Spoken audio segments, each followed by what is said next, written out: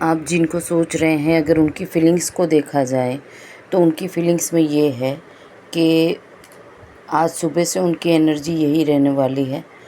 ठीक है, उन्होंने अगर आपको धोखा दिया तो बैक ऑफ द फायर उनको भी धोखे मिल रहे हैं। यहाँ पे मुझे ज़्यादातर मैरिड सिचुएशन दिख रही है, बिकॉज़ यहाँ पे एक किंग है और 2 क्वीन है।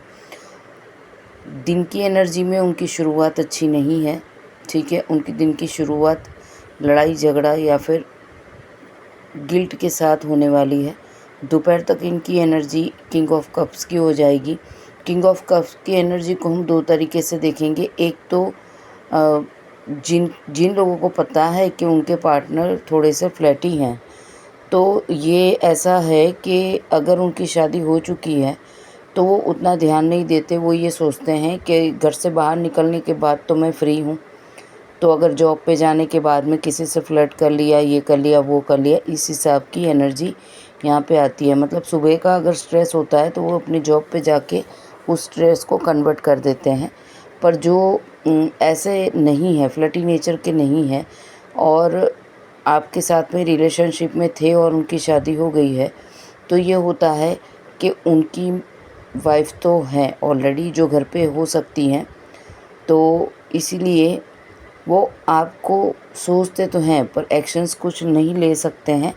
पर यहाँ पे जो एनर्जी है, ठीक है, ये वाली एनर्जी वो स्टेबिलिटी की एनर्जी है। अगर 1 साल से आपके पार्टनर किसी के साथ में अटैच हो गए हैं और आपको ऐसा लगता है कि वो आपको भूल गए, तो ऐसा बिल्कुल नहीं है, वो आपको नहीं भूले हैं। ज़्यादातर नाइट में वो आपको बहुत याद करते हैं, बिकॉज़ जिनके भी साथ है वहाँ पे उनका उतना मेंटली बॉन्डिंग नहीं है। उनको ये फ़ील होता है कि जब आप थे और जब आपसे वो बातें कर सकते थे तब उन्होंने आपके साथ बात नहीं की, आपको सोचा नहीं, ठीक है, आपको टाइम नहीं दिया। और अब जब उनको बात करनी है तो उनके पास में ऐसा पार्टनर नहीं है कि जिसके साथ वो बातें कर सके, अपनी दिल की बातों को शेयर कर सके। कुछ भी बोलने की कोशिश करते हैं या कुछ भी समझाने की कोशिश करते हैं तो लड़ाई झगड़े हो जाते हैं। घर में एक तरीके का कंपटीशन जैसा माहौल है और हमेशा से झगड़े कंटिन्यू रहते हैं। तो इसीलिए अब वो काम की जितनी बात करो ताकि ज़्यादा मगजमारी ना हो, इस हिसाब से वो रहते हैं। पर नाइट में आपको बहुत सोचते हैं। अगर ये चीज़ बीच में से निकल जाए, अगर देखें तो किंग ऑफ कप्स और क्वीन ऑफ कप्स, एक दूसरे को प्यार करना, एक दूसरे को याद करना, ये एनर्जी है। पर यहाँ से क्या निकलने की कोशिश करेंगे तो लड़ाई झगड़ा और उस चीज़ की डर से, अगर जिनके पार्टनर के अंदर हिम्मत नहीं है वो अपनी खुशियों के लिए भी स्टैंड नहीं लेंगे और ये धोखे की एनर्जी को लेके बैठे रहेंगे, कोई नई शुरुआत नहीं करेंगे। पर जिनके पार्टनर सच में ईगो में आकर अगर आपको छोड़ के किसी और को अपनी लाइफ में लाए और अब उनको पता चल रहा है कि गलती हो गई है और वो उतनी स्ट्रेंथ भी रखते हैं, बहुत ही कैपेबल है, वो किसी से 5 रुपया भी नहीं लेते हैं, अपने घर में इंडिपेंडेंट हैं, तो वैसे लोग कुछ भी करके आपके लिए स्टैंड लेंगे। और ये जो कंप्लीशन है, ये जो 10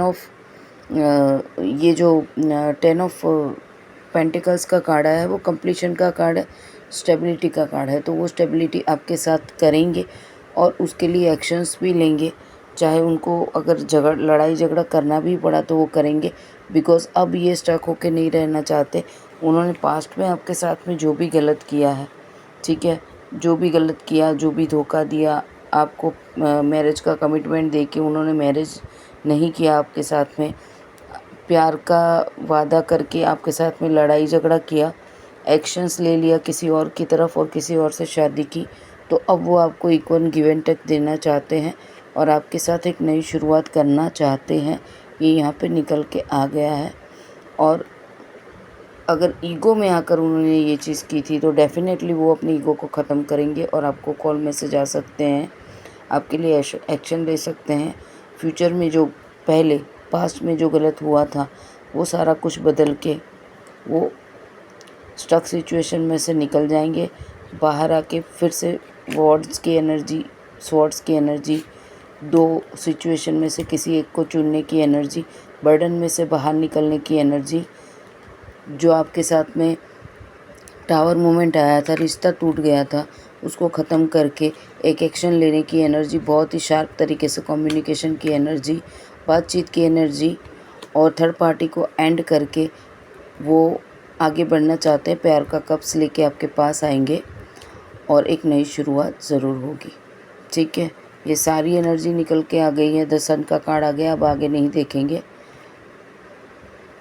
ठीक है, तो मुझे लगता है जनवरी तक कुछ लोगों का बहुत ही क्लियर कम्युनिकेशन हो जाएगा और आपके पार्टनर आप तक ज़रूर पहुंचेंगे।